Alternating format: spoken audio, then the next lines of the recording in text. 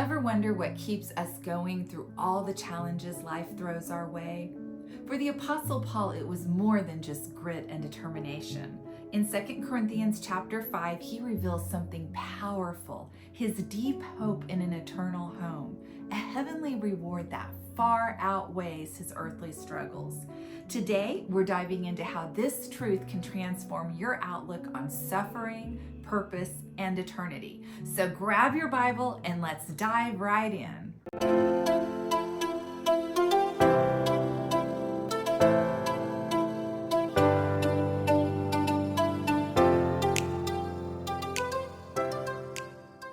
In 2 Corinthians chapter 5, Paul continues to defend his apostleship by describing what motivates his ministry. Previously in chapter 4, he explained that although he suffered great affliction, his suffering was necessary so that the gospel message could produce life in those who heard it.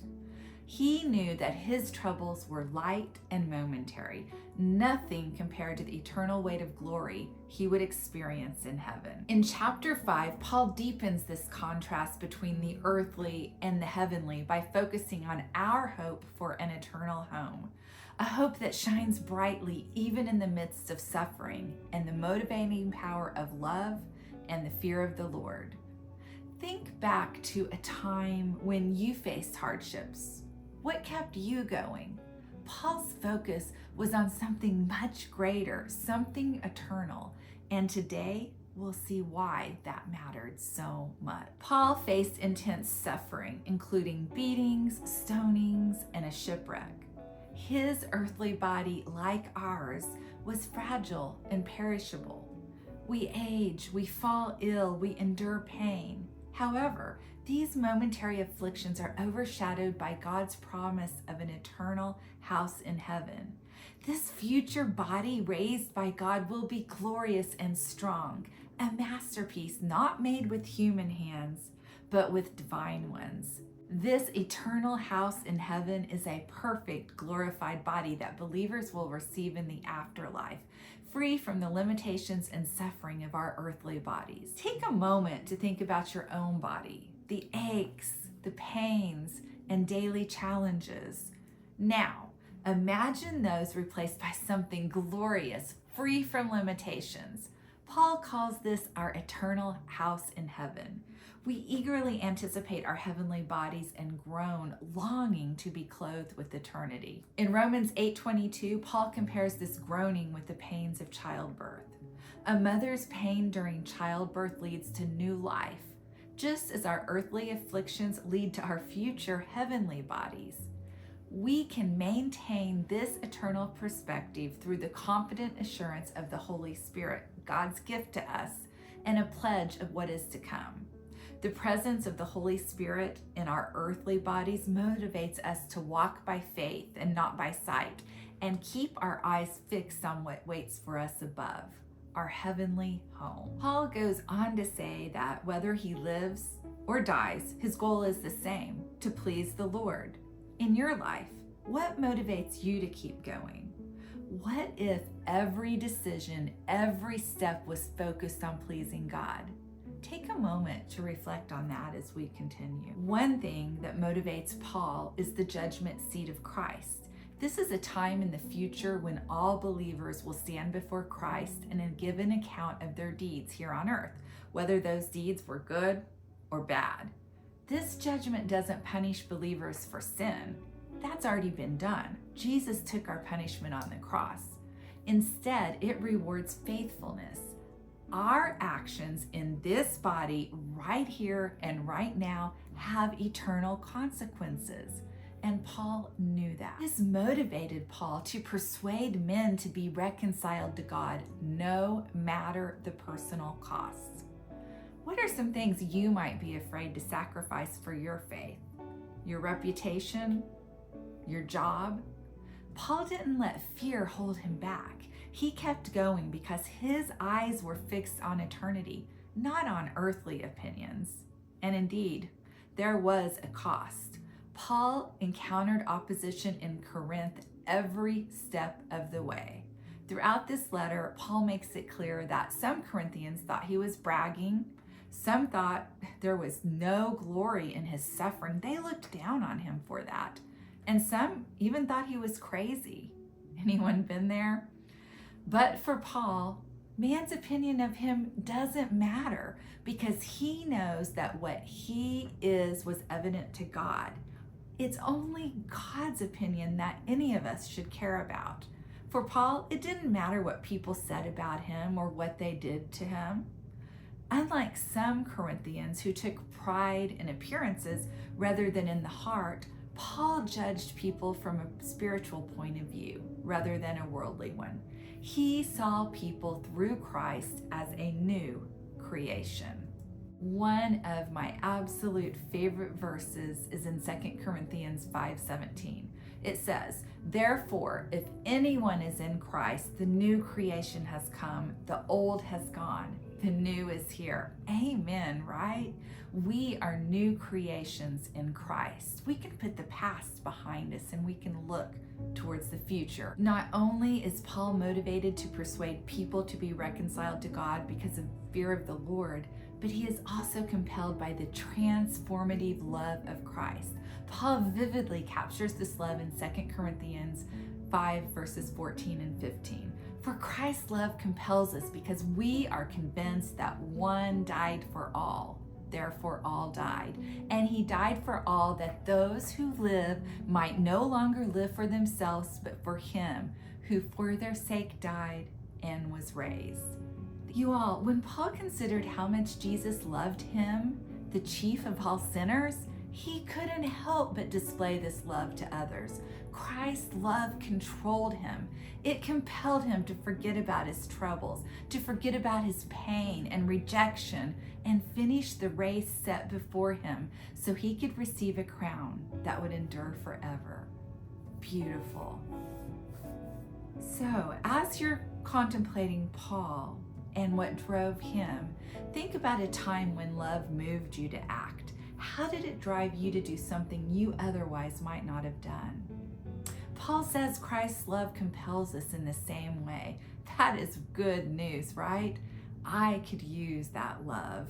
Charles Spurgeon, often called the Prince of Preachers, described the love of Christ as a love that restrains true believers from self-seeking and forbids them to pursue any objective but the highest.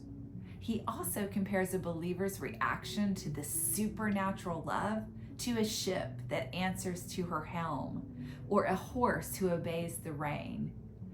You see, Paul couldn't help but preach Christ crucified. Paul goes on to explain that because of Christ's work on the cross, we are given the incredible responsibility and privilege of being his ambassadors here on earth. What does it mean to be an ambassador? An ambassador represents their country in a foreign land. So likewise, as believers, we represent Christ in this world, and our mission is to share his message of reconciliation with others. Paul describes this ministry in 2 Corinthians 5:20. He says, "We are therefore Christ's ambassadors, as though God were making his appeal through us. We implore you on Christ's behalf, be reconciled to God." Our message as Christ's followers is clear. God is appealing through us for people to be reconciled to him through Jesus. I love that. Paul also gives us the heart of this message in 2 Corinthians 5:21. God made him who knew no sin to be sin on our behalf, so that in him we might become the righteousness of God. You all, Christ took our place on the cross, bearing our sin so we could be made right with God. And now God calls us to carry this life-changing message to the world. Here's the challenge. Let's think about how we can take this role seriously. How can we, as Christ ambassadors, represent him well in our daily lives? Paul's passion for sharing the gospel wasn't just for pastors or missionaries. It's for all of us. Here's the question. Are you letting your words and your actions reflect Christ? Are you living as a faithful ambassador of his kingdom? Let's let some of Paul's passion for this purpose wear off on us. I could use a little. As we live as new creations, may the love of Christ guide our every step and word, allowing us to share the hope we have with those around us. And here are my final thoughts. In 2 Corinthians 5, Paul reminds us to live with our eyes fixed on what truly matters, our eternal home and the love of Christ. As we wrap this up, I challenge you to live with this eternal perspective. Paul's passion for Christ drove everything he did. How can we let that same passion guide us as we walk by faith and share the hope we have in Christ with those around? As believers, we're not just living for today, we're living with the promise of a glorious future, one where our earthly troubles are light and momentary, swallowed up by eternal joy in the presence of God. With this hope, we are called to walk by faith, confident that what we do here has eternal consequences.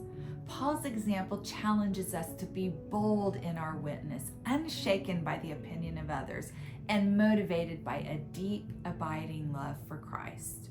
As ambassadors for Him, we carry this message of reconciliation, a message the world so desperately needs. Let's take this passion for purpose and allow it to wear off on us.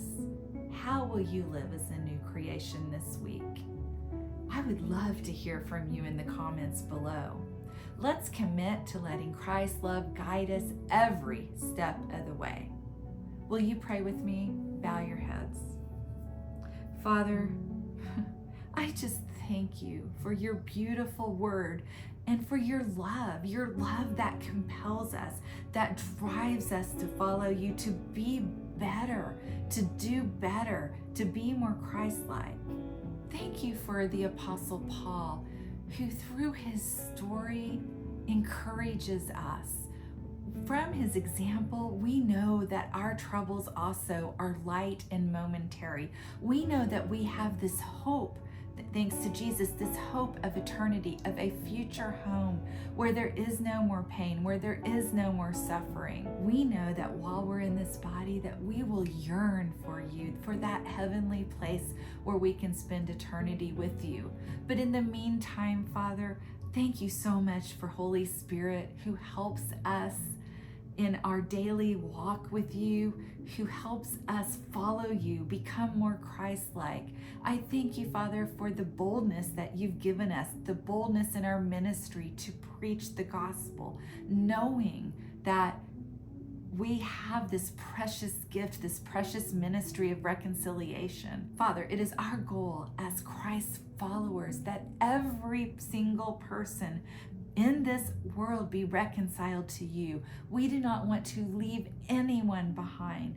Father, thank you for giving us that boldness, that courage to speak the truth. Father, I just pray right now for everyone who is hearing the sound of my voice, that you just drop your courage into them, your boldness, that they will go into their jobs, their workplace, their schools, and that they will preach your truth boldly.